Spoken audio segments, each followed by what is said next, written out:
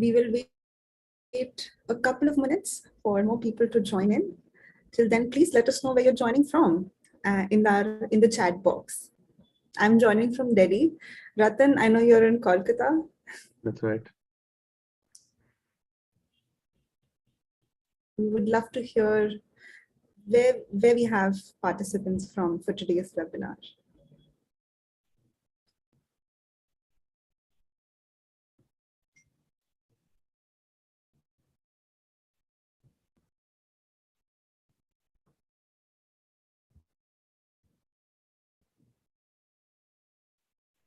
Tulka, where all are we streaming this besides being on Zoom?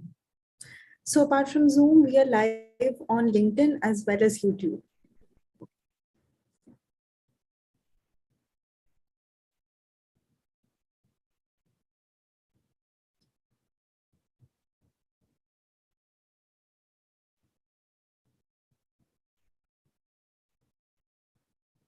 We will wait for another minute. Till then, it would be great to hear from you all in the chat, where you're joining from or anything you'd like to share about yourself and what you're looking forward to in this session.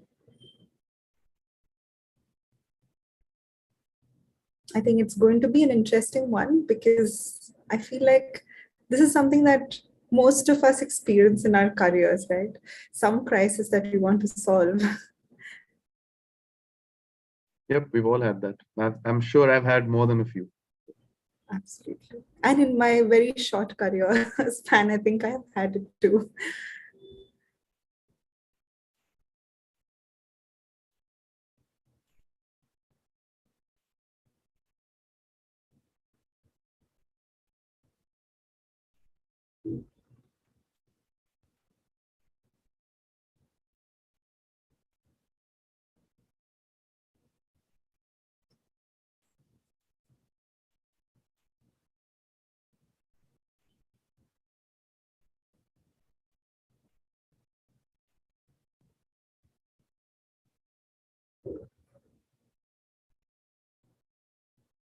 All right, let's begin. Thank you everyone for joining in.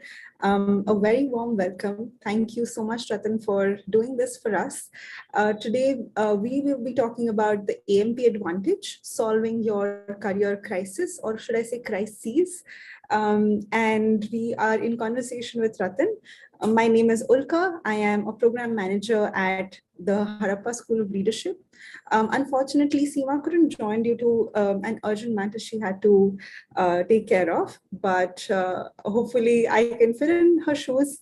Very big shoes to fit in, but we can have a conversation and see where this takes us. So a quick introduction of Ratan, who is faculty with us in our career office. He's also a coach in the accelerated management program. Ratan specializes in designing and delivering leadership and behavioral programs for corporates and universities. He's a partner and co-founder of People Trust, a consultancy focused on building capability and maximizing potential for both organizations and individuals. I think this is a very, an all-encompassing bio that we have of Ratan. Ratan, it would be great if you could share some, insights, your career journey, where all have you been and how you're here. Yeah, sure, Ulka. So one of the things that we're going to talk about today, I know, is career pivots, right? So maybe I'm going to tell my career, I should tell my career story in the form of the various pivots I have made, some by choice, some not necessarily by choice. But I started my career as an auditor with KPMG doing my CA, right? I couldn't and eventually decided not to finish my CA. So then I went for management education. I went and did my MBA at ISB in Hyderabad. When I joined ISB, I thought I'm going to come out of it and do marketing because I'm a people's person. I think I communicate reasonably well. I should be able to do a career, have a career in marketing. No one wanted to hire me at a lateral level in a marketing role. So I had to rethink again. So I came back to consulting more in the finance space. But then I made another pivot moving to the US. Then I moved to the UK with the same job. Again, very different geography, different market, different mindset that people have. Then I decided to move back home and move away from consulting in the finance space, move away from a corporate career and start an entrepreneurial journey. Started People Trust about 10 years ago, a little more than 10 years ago. And initially we focused on recruitment, a bit of learning, and also HR advisory.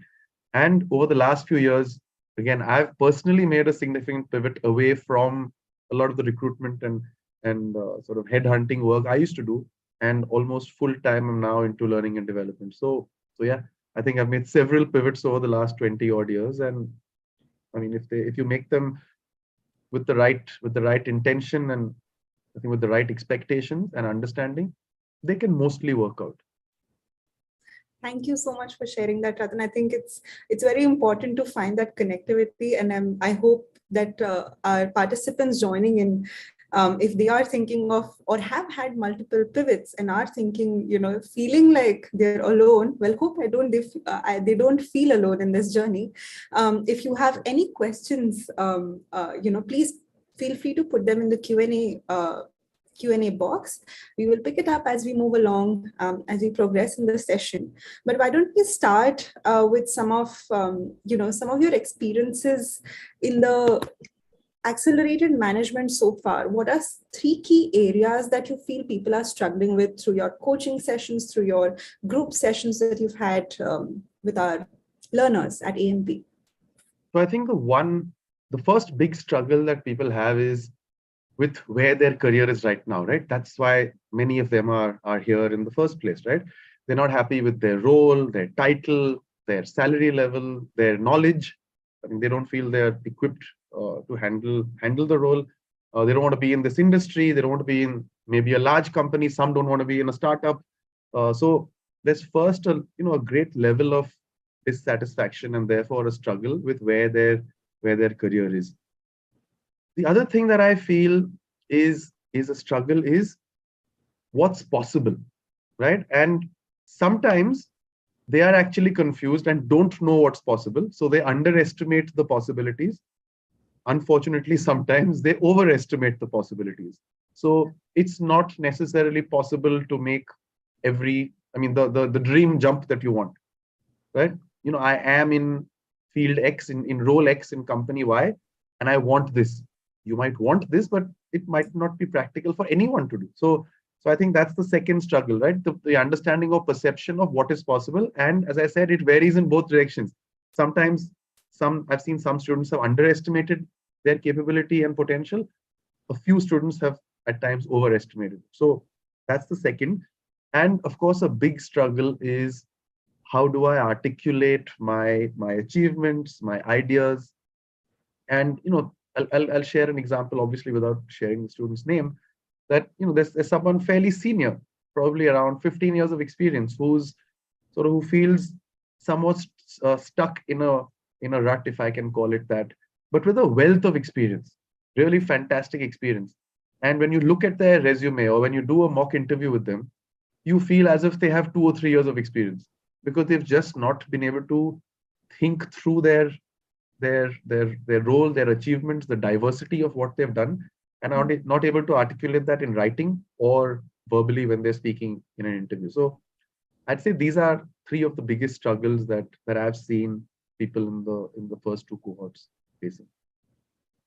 Thank you for that, Ratan. Now, just a follow-up question to that: how do you structure your coaching sessions while addressing these struggles? And I'm sure there are many more struggles that our learners share, but especially when it comes to pivot, articulating, how do you structure your coaching sessions?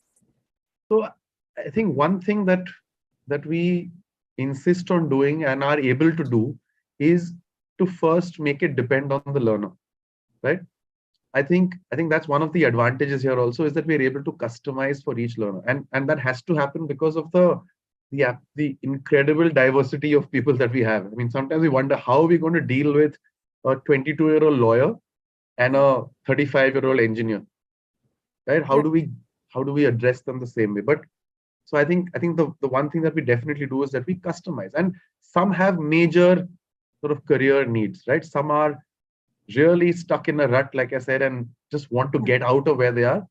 Others just want to have a chat, right? There's an entrepreneur, for example, in cohort 2, who just wants to has joined this to widen their horizons, see what's out there, meet new people, bounce some ideas off us, and that's also fantastic. I mean, so that's the first thing. I think we customize it based on the learner. The second thing I think is that you've got to have a very honest assessment of where you are right now, right? And if someone does not have that honest assessment of where they are today, it's very difficult to get where they want to get. And this works both ways, as I said when I answered your previous question, that I am up here, but I think I'm down here. I'll find it difficult to reach where I actually can reach. Maybe it's more difficult that I am down here and I think I'm up here. That's a different set of challenges. So I think one thing that we really do is make sure that the students themselves have a proper appreciation of where they are. And that obviously leads you to have a proper appreciation of where you can reach. Right. And the third is obviously we help them get where they want to get, right? And we help them via resume preparation, interview preparation, all of the case studies, problem solving, all of that. And of course, the one-on-one counseling, the customized advice, right? How do I negotiate this salary, or how do I portray this to this potential sort of recruiter? I mean, someone asked me today, I mean, just a few hours ago, should I disclose my actual salary to them? Or should I say something else? Will my actual salary disqualify me? Will they not want to talk to me after that? So it's right down to that level of customized advice. So yeah, I mean, firstly, like I said, it depends on the learner. We customize it. Secondly, we make sure that they have a correct assessment of where they are. And finally, then we help them get where we think they can get and where they also think they can get. Right. I'm also getting a sense that in these coaching sessions, people might also be bringing some uncomfortable questions that, they can't ask anywhere else. As you mentioned about the salary, whether that's, okay to share, should I share? Or even about, jumping from A to B, how quickly can I jump? Or I'm sure people must be bringing in some uncomfortable questions which can't be discussed per se, perception that cannot be discussed openly, Yeah, so one of the things that has really hit home here is how much people's current state sort of impacts their lives in general. Right? We tend to separate our careers and our lives to an extent. I mean, I've had, I think, at least 2 situations where the student I'm talking to has actually sort of started crying during that session. And that's because maybe they've just been able to let out a lot of what they've been feeling. Like if you're stuck in your career and you feel trapped in your job, you feel you can't maximize your potential or get where you think you can get. It's not like you leave your workplace or you log off or you shut your laptop and life is fine again, right? You carry that hangover into the rest of your day or evening or whatever it might be, weekend. And if that happens over time, if that happens for three roles in a row, then imagine where that person ends up. So more than some of these conversations on salary and how to negotiate and all that, I think it's a lot more serious than that. And I sometimes find myself inadequate in terms of handling people's, almost mental health issues, if I can call them that. Yeah. And as I said, a couple of people have broken down during discussions, and maybe that's helped them, that I'm finally able to let this out. Yeah, right. Thank you for sharing that people are vulnerable in these sessions. Yeah. So getting a little more specific, we have a question in the Q&A, a personal query, and I think it would help demonstrate how you would tackle this in a coaching session. Okay. If it comes. Putting me on the spot. No, I mean, but yeah, I think sure, of course. To know. I'm not sure how to pronounce the name, Wing Chit.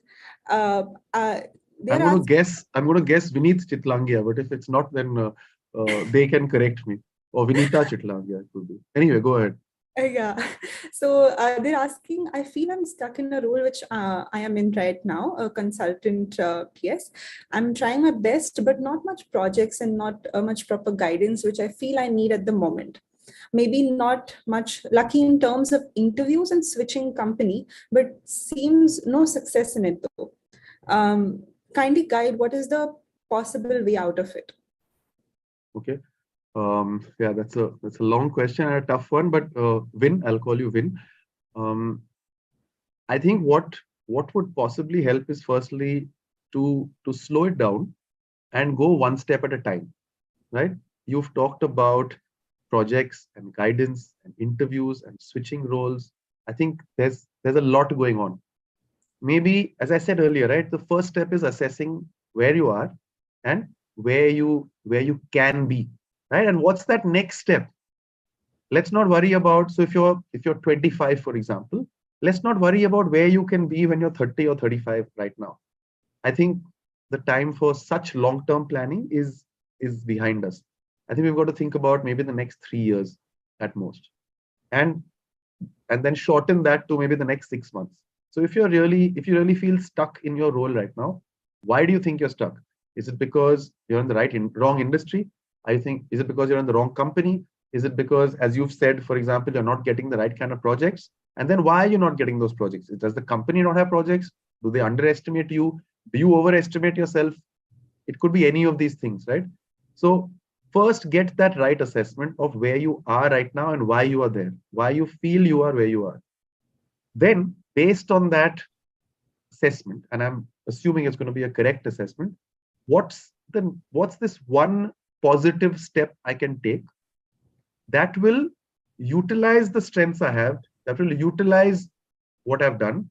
It may be in a slightly different direction, right? What's that one next step I can take? And sometimes it's just that one win, that one success, which will then sort of build up a head of steam and get more such successes and changes. But I think try and first figure out where you are, why you are there, and what's honestly possible, right? I mean, we all can say, oh, I'd love to be doing this, but is it possible as the next step? Maybe, and I tell people this, that some people want to switch from, let's say, a small manufacturing role to a McKinsey, right? You can't do it in one step. It's not possible. Wherever you go, it's not possible, right? You can't do it in one step. So what's the next step I can take in that direction? Maybe I can work in the sort of captive KPO arm of a big four firm. Maybe that's the next step. Can I get that?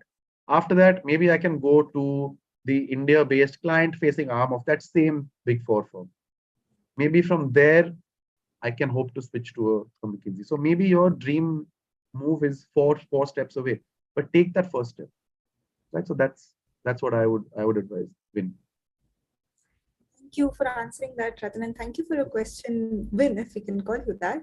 The next question comes from anonymously to us, and I think I would like to add to that question from my end as well. I'm a learning and development professional with 5 years of experience in consulting and business side of things. How can AMP help me progress in my career? And well, particularly for this candidate or anyone who is attending today's session, how would you say they could figure out how AMP is a good fit for them, the accelerated management program? Sure. So I think the question you have to ask yourself is, what do I want to do, right? So if you're an L&D professional with 5 years of experience, what do you want to do? And there are a few things that the AMP can make you do. Also, you must understand that the AMP is not a full-time MBA, right? There are cons to that. There are pros to that as well. I mean, the cons to that is obviously you're not going to get that residential experience, that whole immersive experience as a full-time MBA might give you.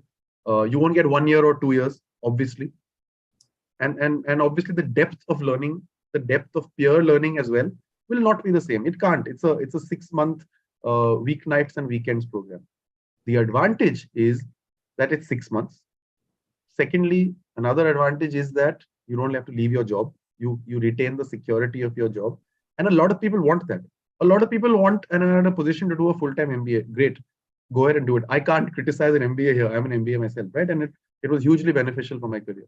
So if you are in a role and if you want to either upskill to some extent, if you want to rise in your current company, current organization by a level, and want that little push. If you just want sort of to, as I told you, that entrepreneur who's also in the edtech space coincidentally, but this entrepreneur just wants some ideas, just wants some exposure, right? You're meeting multiple minds, most of whom are pretty smart minds in terms of faculty, in terms of peers as well, and just discuss some ideas, just brainstorm during sessions, after sessions, while you're doing your group work, whatever it might be.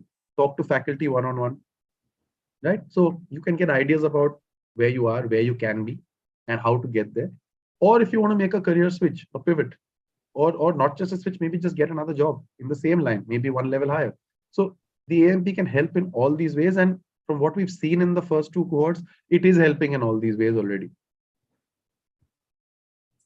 So yeah, anonymous question. I hope that answer is acceptable.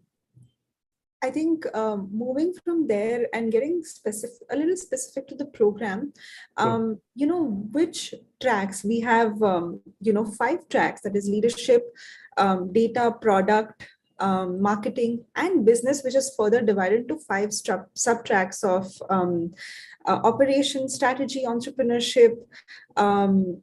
Okay, I'm forgetting. Finance, maybe. Yeah, finance and economics, sorry. So yeah, how do these tracks, you know, tracks as well as the placement office, which of these tracks, the placement office services, how do you think they add on to a learner's journey? I think similar to an MBA, right? What's the goal of an MBA? To give you a good all-round knowledge of what's going on, because we tend to do our undergrad studies, especially in India, in a very siloed, specialized way, right? These are your subjects. That's it. Take it or leave it. I know that's changing, but it'll take a long time for our traditional colleges to get out of that. It's, you know, if you're doing commerce, you have, here are your subjects. Maybe you have a bit of a choice in terms of your major. You're doing economics, okay. There'll be 7 or 8 subjects. You might have to do at least 5 from them.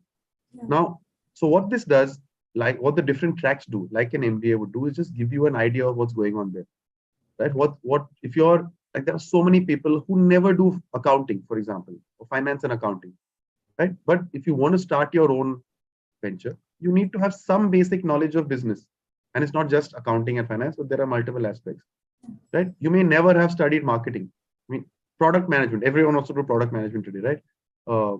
And maybe you don't want to specialize in that, but you want to know what that's all about, because again, you want to start a venture maybe in the tech space. You're a marketing person maybe, or you're a strategy person maybe, but you need to know a bit about product management. So it gives you a fairly decent idea about a variety of different sort of streams.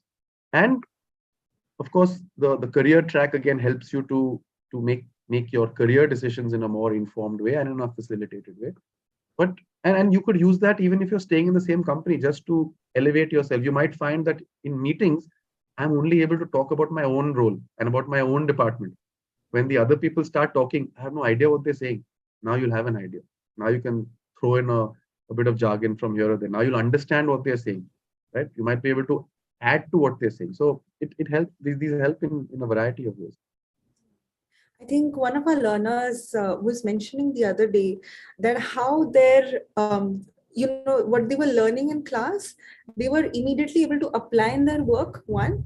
And second, their conversations, as you mentioned, you know, changed while they're doing the course at their workplace. So it's a direct application that they could do from the course. I think moving on to something that we've mentioned in the 25 minutes so far about career pivots. Sure. You know, Ratan, I think I would love to hear, how would you define a career pivot? Okay, so I'm actually I'm gonna opt out of this one, but not opt out of it by not answering it. I'm gonna defer to a lady called Jenny Blake. She's an ex-Googler, and she's written a book called Pivot: The Only Move That Matters Is Your Next One, right? Okay. And I'd like to actually put this slide up, because I think her definition of pivoting is the best one I've seen till date. So I'm going to put it up and read it out thereafter. Sure. Right? We all typically think that pivoting is making this big, huge change, right? So she said, no, we're not running away. We're doubling down on what is working, right? We're not looking at what doesn't work in our role. We're not running away from something, but we're actually embracing what we like about our role, our organization, our knowledge, whatever it might be, the function we work in, right? So focus on what is working. Don't run away from what's not working to make a purposeful shift. So it needs to be meaningful, the shift we want to make. Again, not an escapist shift in a new but related direction, right? And I think that's I mean, a lot of what's in these few words is really relevant, right? So first, focus on what's working. Don't run away. You're not running away from what's not working. Then your shift needs to have meaning. It's not just anything but this. And the direction, while it is new, it needs to be related. We can't, it's very difficult to leave everything, every aspect of our old role behind and get something new. I always ask students when I'm doing one-on-one sessions, and I'm also doing group sessions, ask yourself the question, would I hire me? Right? So when you're applying for or thinking of applying for a particular role, cross the table, be the recruiter, and ask yourself, would I hire this person? I'm looking at the resume, I'm looking at the job description. The resume only seems to meet 5 out of 20 criteria in the job description. Would I hire that person? And obviously the answer will be no. So you got to make a purposeful shift, and you got to double down on what's working. So it's not an escape. It can seem to be an escape, but I think when we approach it as an escape, we will struggle more than we would otherwise. I think the question, would I hire me, Yeah. becomes so important to change the lens, and then working on our own, resume, or how we look at a job profile. Such an important question. So thank you for sharing that. And, following up with another question on pivot, what is the best way to approach a pivot? Okay. So I think, like, before anything else, I think the first thing to do is to sort of make a very sort of honest and informed and well advised decision on what's possible right now and where this could lead to. Right? Like I said, the one thing that I feel most, and I'm not talking about just students in the AMP, I'm talking about business school students, I'm talking about young professionals who I work with one-on-one as well. I think the biggest challenge that they face is the inability to make an honest and informed and advised assessment or decision on where we are right now. I was talking to a school student, like a class 12 student, in a girls' school a couple of years ago, and I did a session with them, and then once the session ended, she approached me and she said, it's going to sound quite bizarre. So she said, I want to be a drummer, but my mother wants me to be a lawyer or an actuary. Okay. And I'm like, this has blown my mind, right? Drummer, lawyer, actuary. I mean, they couldn't be less related. And the first thing I told her is, I'm the last person to kill your dreams of being a drummer. So please go ahead and pursue that dream. However, how do you know you can be a good drummer? How do you know you can make a career? Who told you this? What makes you think so? I'm not saying you can't. I have no idea about drumming and I've never heard you drum. But are you sure that you know exactly where you are, where you stand as a drummer, and that you can make it as a drummer? So I think that's the first step, right? If you're talking about approaching a pivot, that's the first step. I'm again going to sort of pop my only other slide up and talk everyone through how I would sort of make or approach a pivot, right? And there are 5 steps that I would typically recommend. Right? Firstly, don't be in a hurry, right? As I said a few minutes ago, what's the next step, right? So let's do one thing at a time. Let's make one change at a time, right? Now, how can you make that change? Well, you can join the company that you want or the industry that you want in any role. So let's say this person who just asked us a question a short while ago, who's working in the edtech space, right? Let's say this person is working for a small edtech company. Let's say they want to join Google. just for example. But they want to join Google as a product manager. Let's just make this up as we go along, right? It could be a big jump. So I'd say if you really want to join Google, if that's your dream, put product management aside for the time being, right? And let's say this person works in the edtech company in business development, say, or sales or whatever it might be, right? So sales in a small edtech wants to go to Google in product management, right? That's a huge jump. So I'll go back to point one. Let's do one thing at a time. So join Google or join a large tech company in any role. That could be your first move, right? That could be one step. What's the other option? Switch roles in your existing organization, right? So go into product management in your own company. You're in that company, right? Maybe you're doing sales right now, but the easiest way to switch is in a company where you already sort of belong, right? They don't need to interview you and onboard you and negotiate and do any of that stuff that typically can put someone off. You're in there, you're in the system, they all know you. Try and switch to a product management role in that edtech company, right? So that's your sort of possible other option. So make that one switch. Sometimes you might need to take a step down. So you want to be a product manager, become a product assistant manager, or even below that, right? Go to the entry level in the product management department or for one particular product. That's also an option, right? Take a step down. The other thing that you could do is to upskill, right? Do a product management course, and one of significance. I mean, or do something like the AMP, for example, which has a product management stream as well. But the key, and I will go back to that, is this first bullet. Do one thing at a time, right? Do not try and make that entire jump in one step. Very, very difficult. Of course, it's possible. Very difficult. Do one thing at a time.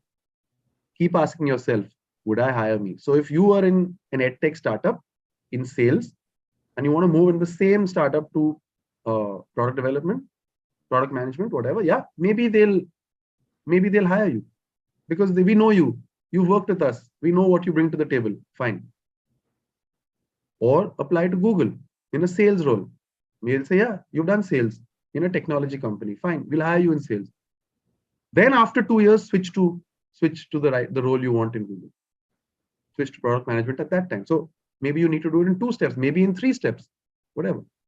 So yeah, that's my answer to that question. Thank you for that, Ratan. And I think, on pivots and career changes, we have a personal query in the Q&A box. I'll just read it out for you. So Nripendra is asking, I have been working as a business analyst for the past 10 years. Actually, business analyst in an IT company is not doing an analysis of business. Business analyst understands clients' businesses better, so they work to gather the requirement from the client and pass them to the technical team. With experience, designation changed, salary increased, but roles and responsibilities remained almost the same.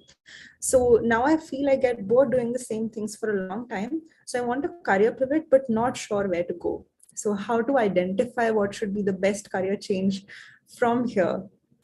Okay. So yeah, Nripendra, good question.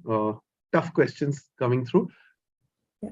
I think, again, I'll go back to what I said a little while ago, right? Correctly assess where you are and where you can go from here. And that's what I'm going to try and do in a couple of minutes right now. So yeah, I understand what a business analyst in an IT company does. For me, it is fairly, I mean, it's similar to the role of a consultant, right?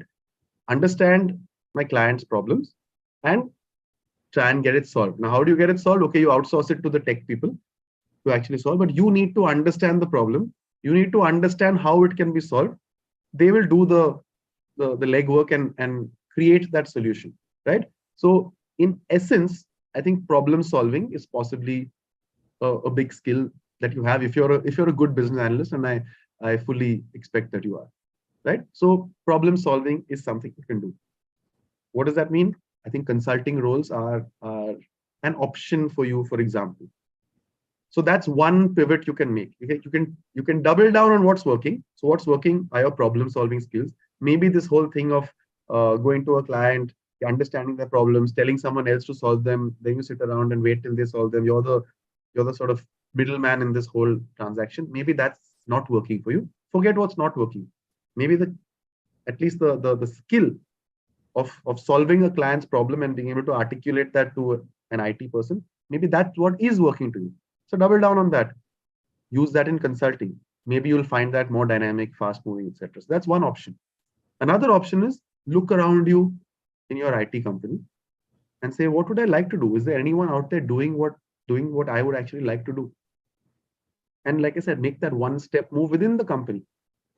Right. So, but look for skills that you have, look for things that you enjoy doing, things that you're good at doing, and then see where can I take these skills? Where can I transfer these skills to? Right. And I'm sure you'll find something potentially even in the same company. But yeah, I think consulting, for example, is a good option outside.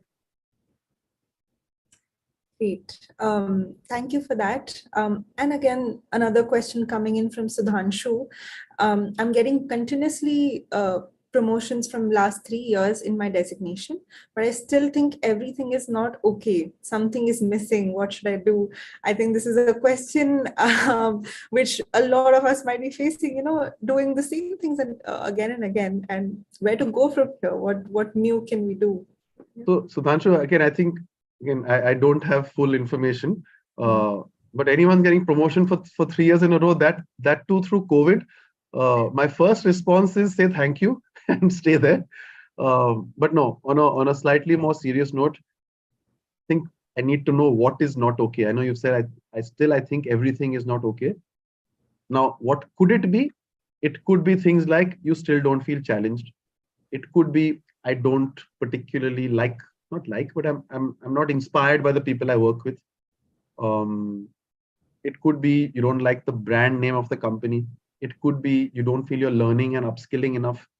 It could be any of these things and several more, right? There are many reasons why people could feel somewhat dissatisfied in their work. So again, ask yourself, what is it? If you don't currently assess what the problem is, right? I teach problem solving. First step of the problem solving process, define the problem, right? What's missing? What do I not like?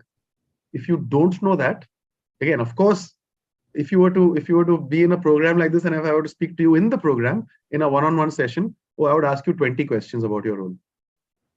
I would ask you to describe what you liked, what you didn't like, who you liked, who you didn't like so much, what changes you've seen over time, how you feel the company has improved you, how you feel the company itself has evolved. You'll get answers from there. So the first step is to understand what is not okay, what is missing. Then the answers will automatically unfold. We go back to that previous slide, right? Do one thing at a time. Stay in the same company, change your role, join the company you want, maybe not in a desired role. But all of those things we can talk about after we know what's wrong. But first figure out what's missing, right? And ask yourself some of these questions. Look at learning, look at contribution, look at your peer group and how much you enjoy working with them. Very often people are like they say 75% of the time when people leave jobs, it's because of their relationship with their immediate superior. Maybe it's that, I don't know. I mean, I'll need a lot more than 30 words on a chat to be able to know what the issue is, but ask yourself a variety of questions. Once you get your answer to what the problem is, then it's much simpler.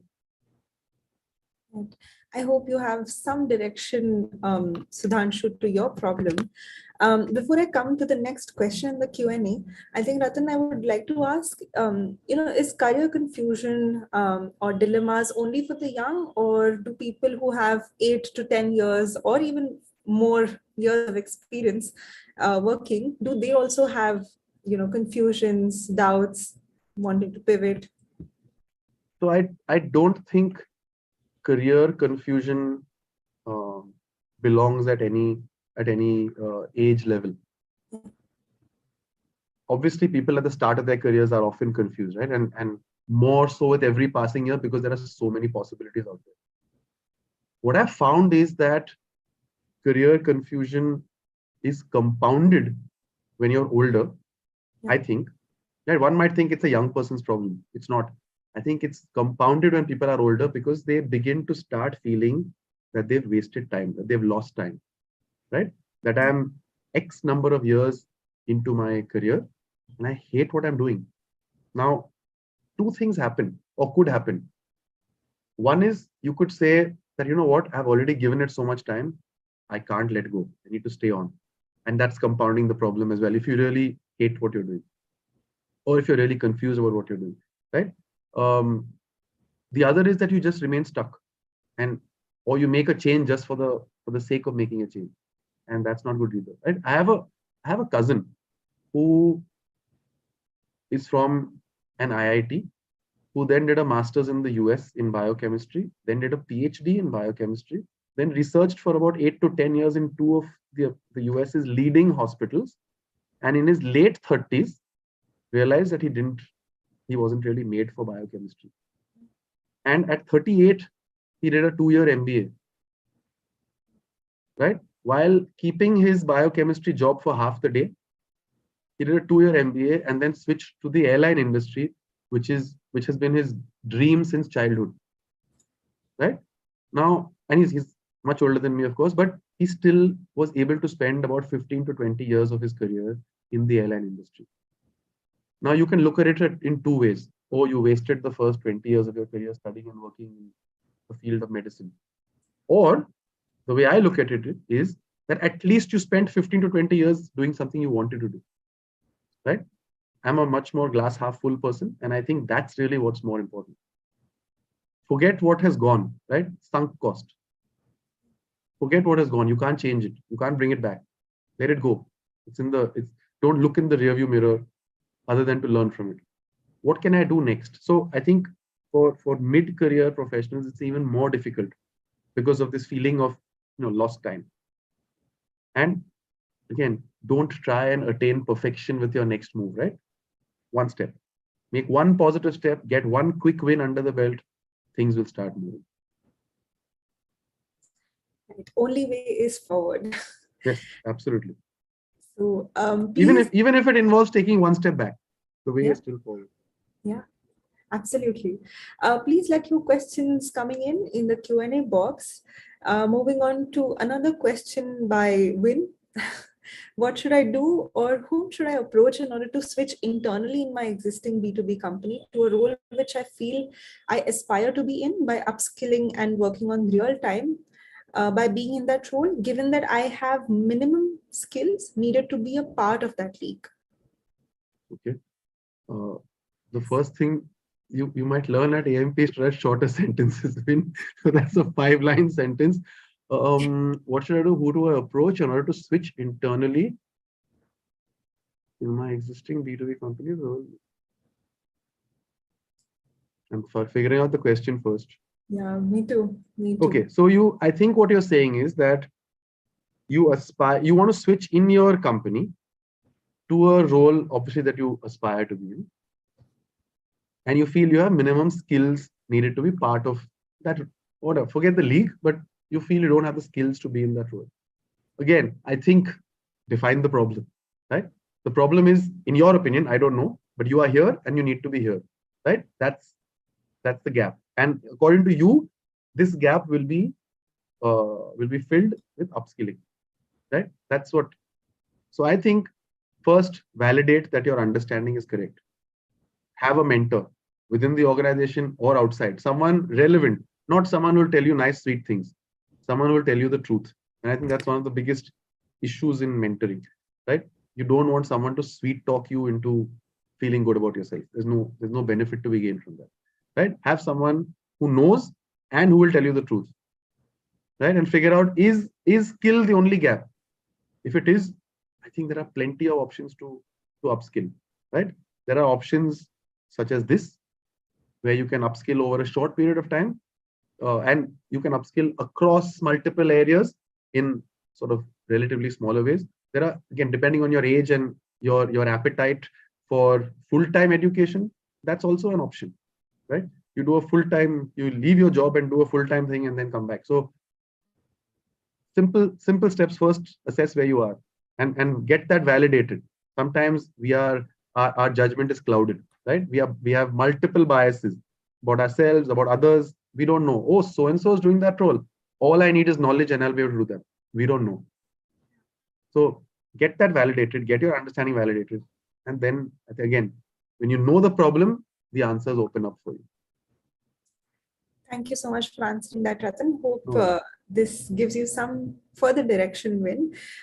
Something you mentioned about, and we've seen about full-time courses and courses like AMP. Yeah. So, Ratan, how would you, advise someone in deciding whether to go for a full-time MBA education, long-term specialized, or a course like the accelerated management program, short-term, which one could do also while working?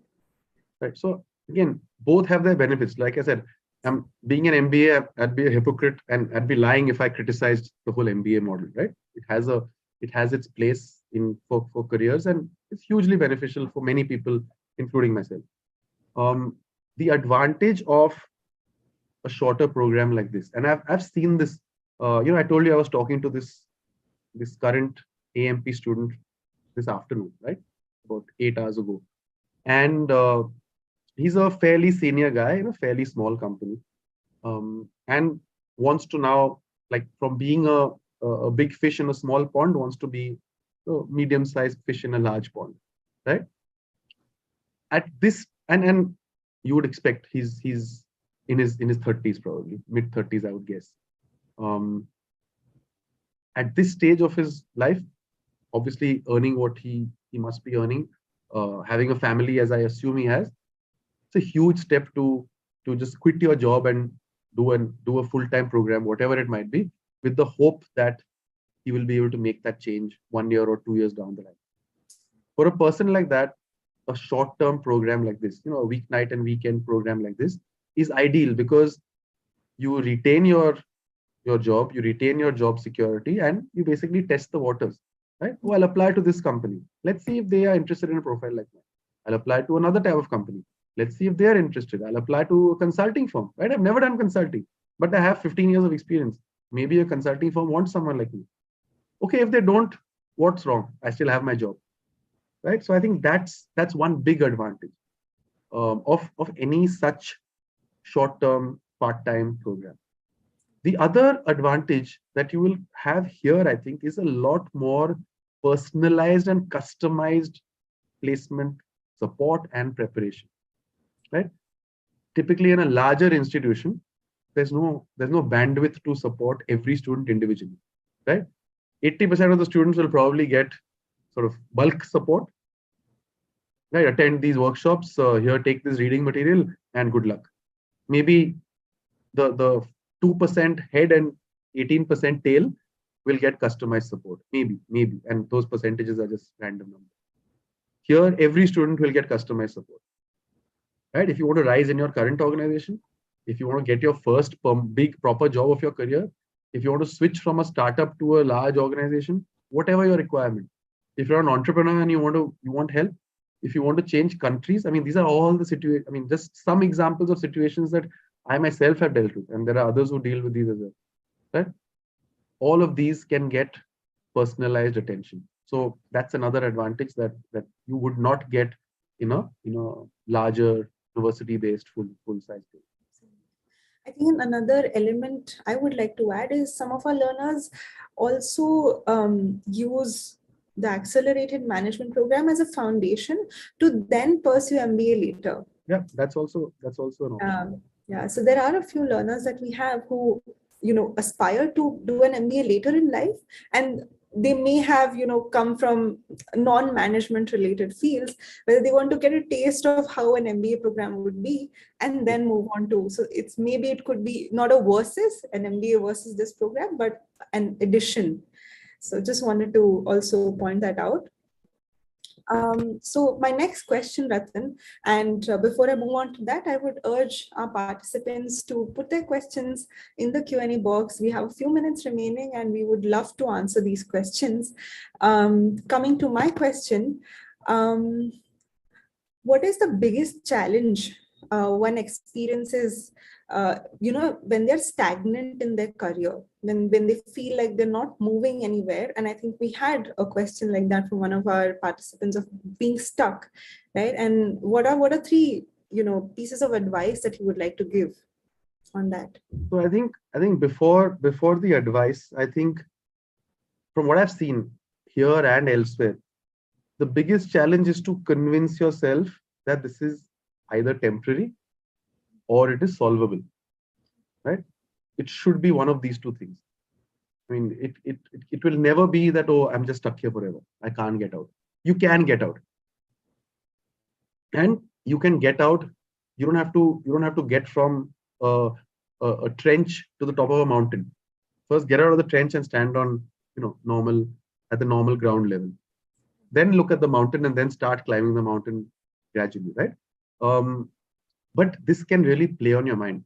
I'll share my own example from many years ago when I was working in the US, where for a short period of time, I was put on a project that was probably, I mean, I was in consulting at that time, that was possibly not appropriate for my level or what I thought were my capabilities. And I was told it's going to be a short-term thing, 2-3 months, go ahead and do it. And 2-3 months became 6 months and started becoming 7 months. And all that I did was I started going more and more into my shell. Right? I just started having all sorts of sort of thoughts that, oh, this is permanent. Oh, they don't like me anymore. Oh, they prefer others to me. They don't think I'm capable of doing more than this. And it was none of that. It was meant to be temporary. It extended by a bit.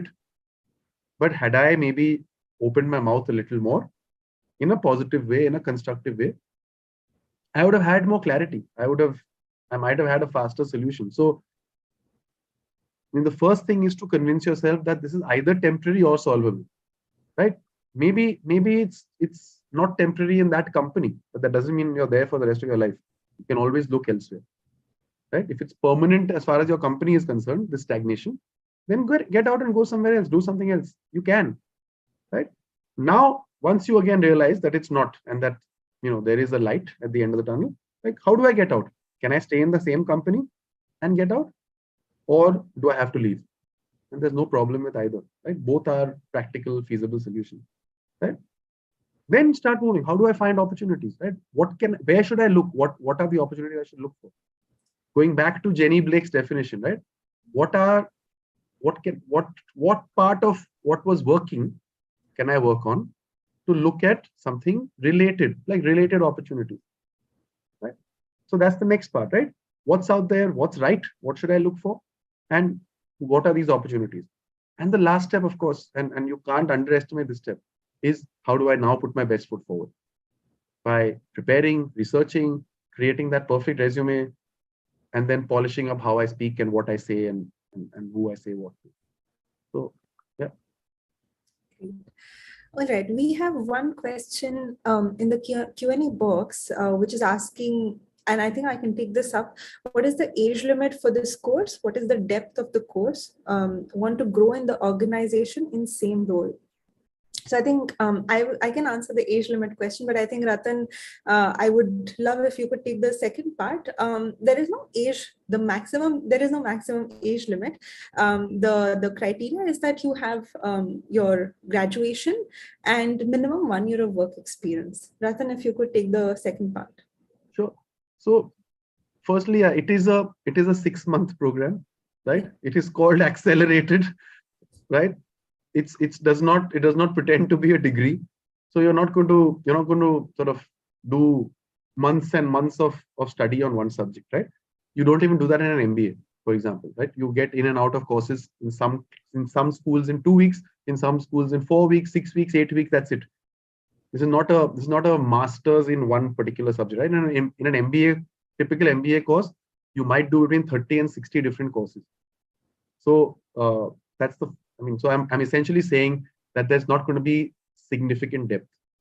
However, for someone looking at staying in the same company and just rising in the ranks, and that's one of the options that I had mentioned maybe in some answer about half an hour 40 minutes ago.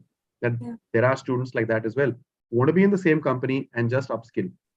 What you'll get is you will get an understanding of 8 to 10 different streams, right? Ulka named them all. I don't think I'll be able to name all of them right now, but Ulka, maybe we'll put you on the spot and get you to name all 10 or 12 streams again. But you'll get that for starters. You get access to what I think is a really uh, elite set of faculty, people who have excelled in different walks of life, and never underestimate the value of that, right? Because remember, you're not going to maintain great relations with every one of them. You don't need to. It'll be that one or two that you might connect with and you might stay in touch with. You might even meet up with at some point. Uh, you never know where that can lead to. And then, as with every such program, your cohort, your peer group, right? You never know what you will learn from who. I had a study group member when I was at ISB who was a major in the army. He had fought in Kargil. And when he came at our first study group meeting, he said, listen, guys, I have not studied for about 15 years. Don't expect anything from me uh, when it comes to adding any academic inputs. However, I'll be at every meeting. I'll bring food and refreshments. I'll encourage you. I'll support you. I'll do this, that, and the other. And I'll make sure that no one messes around. Like no fighting and all this nonsense will happen. I'm here. Don't mess around. And again, he was older than all of us. And like when someone's there who's fought like on the front, you won't mess with them. Yeah. Right. And but he benefited so much from this, and we benefited so much from being around him. There's so much I learned about life from someone like him. So you never know. And again, from what I've seen in the first two cohorts so far, there's a really cool, eclectic mix of people. And I'm pretty sure you'll learn something from everyone. One of the students, I'm going to tell you, one of the students, I won't name him because I've made it a point not to name anyone. He sent me, I had a one-on-one session with him 4 or 5 days ago. He sent me a link to an interview he did and said, I want you to give me some feedback on how it's on YouTube, how I performed in this chat. So I said, sure. So I thought I'll take a quick look. I'll be able to quickly point out some things and I'll send him a reply. But it was so interesting what he did and said that I've not replied to him in over a week because I need to take out about 40-45 minutes to actually watch that, to learn a little bit more about what he's doing and to really, like I said, benefit from it myself, and maybe he'll benefit a lot less than I will. But that's the value of this group. I mean, and this is the guy who's worked as sort of an India head for a US based company. And the moment I started listening to it, 5 minutes, 8 minutes, 10 minutes went, and I said, no, I can't do this in a hurry. I need to take my time, listen to it, learn what he does, and really give him proper feedback if I can. So yeah, peer group, best advantage of any such program. That is absolutely wonderful to hear. And I think, Ratan, we're very close to the end of time. Any last few thoughts you would like to leave everyone with regards to solving your career crisis? So firstly, I was about to say, like in all the sessions I do, so what if it runs 10 minutes over, right? Yeah. But today I'm not in charge, so I can't say that. I think I'm gonna maybe go off track a little bit and say that when you're worried about your career, right, or when you're thinking about your career, also think about your life. I think life is far more important than a career, first of all. And I think try and make happiness your first goal, right? I think that will lead you to make much better decisions, right? It's not the salary you earn. It's not the brand name on your resume. It's not only that matters. There's no point in going through like my cousin did, right? He had some of the greatest brand names on his resume. But at 38, he was like, I don't care. I'm not happy. I want to do something else. I want to start over. I mean, imagine a bachelor's in chemistry, a double master's in biochemistry, a PhD in biochemistry, 10 years of work in hospitals. Went from there to a business education, right? Because he wanted to be happy. He wanted to enjoy whatever, the next 20 years of his career, forget the previous 20, enjoy the next 20. I think that will firstly, like having an honest assessment will give you clarity. An honest assessment in terms of life, not just career, right? Then figure out like, what do I need to do?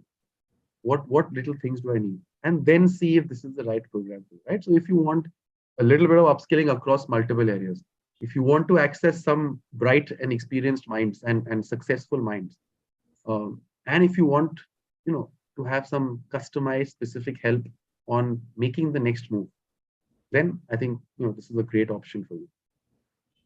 So yeah, if it is the the next option for you, I will see you soon.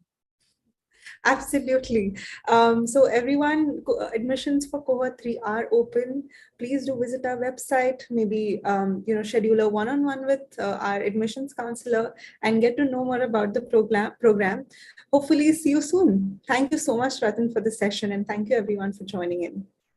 Thank you, Ulka. Thanks a lot. Thank you, everyone.